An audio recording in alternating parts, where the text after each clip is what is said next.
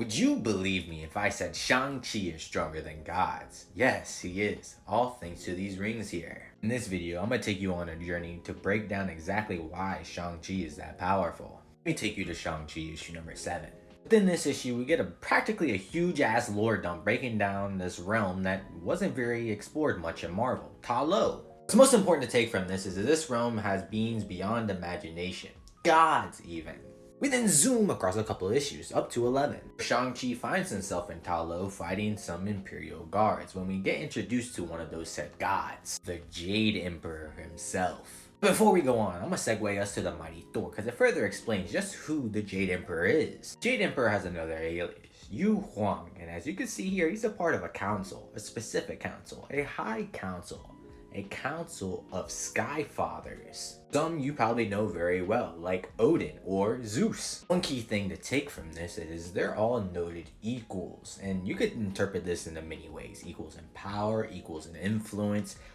Overall, all that really matters is the Jade Emperor is amongst the Sky Fathers. Now that we understand that the Jade Emperor is practically a Sky Father level threat, we can continue on with the Shang-Chi comic. Keep in mind, he's using a certain weapon we all know about. After all that rambling, like who the Jade Emperor is, how powerful he is, it's all important because Shang-Chi's grandfather defeats him in his own realm, and soon wishes to eradicate Shang-Chi and everyone related to him. In an act of desperation, Shang-Chi steals the 10 rings, the heavenly weapons as they're also referred to as. With him, takes on his grandfather who again bested the Jade Emperor within his own realm. Which takes us to the finale of this series. Shang-Chi, as I noted, does battle with his grandfather and honestly outright dominates him at first. Due to Shang not wanting to fall into the urges of power, his grandfather gets an upper hand on him. They have a clash of wills to practically get dominion over the rings. Shang originally loses, but spins back. Stronger and more potent than ever, his connection to the rings have never been so pure. With this power, he outright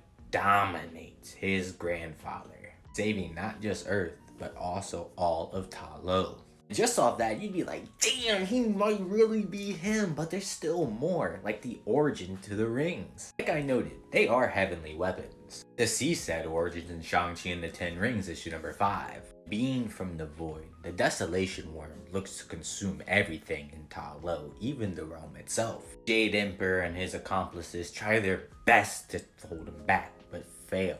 Up until Naja arrives. With Naja's help, they're able to push back this Desolation Worm, sealing him within his Universe Ring. Yes, Universe Ring. Fortunately for Naja, that sealing ended up corrupting him, so not only did he have to get put down, his rings got splintered as well. There's 12 in total, and Shang only owns 10. When he gets all of them together, he will obtain the Universe Ring.